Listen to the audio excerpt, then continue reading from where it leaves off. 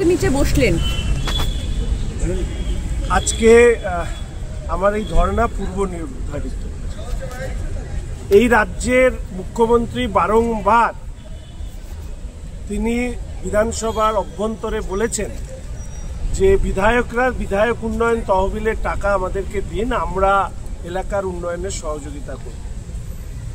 আমি শিলিগুড়ি বিধানসভা ক্ষেত্রের বিধায়ক উন্নয়নের তহবিলের টাকা খরচা করবার ক্ষেত্রে রাজ্যের মুখ্যমন্ত্রীর সহযোগিতা চেয়েছিলাম এবং তার পাশাপাশি আমাদের মুখ্য সচিব, সম্মানীয় স্পিকার মহোদয়, বিভাগীয় মন্ত্রী, DM Darjeeling district, Siliguri municipal কর্পোরেশনের মেয়র সাহেব, সবাই শুধু একটা জিনিসই আমাকে বুঝিয়েছে, তুমি বিরোধী রাজনীতি করো, তোমার টাকা আমরা কিছুতেই খরচা করতে দেব না।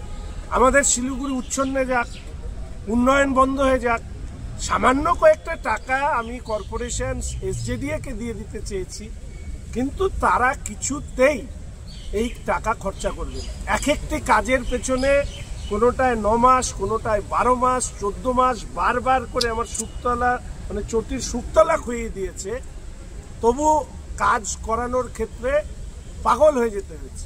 আমি তো কাটমানি খেতে পারি না, আমি বলতে পারবো না, হয়তো কাটমানি দিতে পারি না বলে এই ধরনের অসভ্যতামি আমার সাথে হয়েছে কিনা, এই ব্যাপারে আমি সর্বস্তরে অনুরোধ করার পরেও যখন এই আমি কোনো ধরনের সদর্থক উত্তর পাইনি, আমি আজকে বাধ্য হয়েছি। আমি গতকালই বলেছিলাম, এর আগেও স্পিকার মহোদয়কে জানিয়েছিলাম, মুখ্যমন্ত্রীকে চিঠি দিয়েছি, উত্তরই দেয় না। এমন মুখ্যমন্ত্রী, গণতন্ত্রের নাকি রানী নাকি পূজারী কে বলে ওনাদের, উনি তো গণতন্ত্রের হত্যাকারী। তো স্বাভাবিকভাবেই শিলিগুড়ির মানুষ জানুক যে শিলিগুড়ির বিধায়ক তিনি তার লড়াই করে যাচ্ছে এবং কেন্দ্রের সরকারের সহযোগিতা নিয়ে ইতিমধ্যে শিলিগুড়ি সংলগ্ন অঞ্চলে প্রচুর কাজ হয়েছে। এই বিধানসভার অভ্যন্তরে প্রচুর বিষয় উত্থাপিত করার পরে রাজ্য সরকারকে বাধ্য করেছি সেই কাজ করার জন্য, এবং আমি আশা করি রাজ্য সরকার যদি এই ক্ষেত্রেও সহযোগিতা না করে তাহলে এর রেশ শিলিগুড়িতে পড়বে।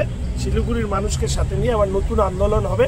বিধায়ক উন্নয়ন তহবিলের টাকা জনগণের টাকা, তা কোনো এমএলএর টাকা নয়, কোনো সরকারের টাকা নয়, কালীঘাটের টাকা নয়, ফলে স্বাভাবিকভাবে সেই টাকা ওনাদেরকে খরচা করতে হবে। প্রয়োজনে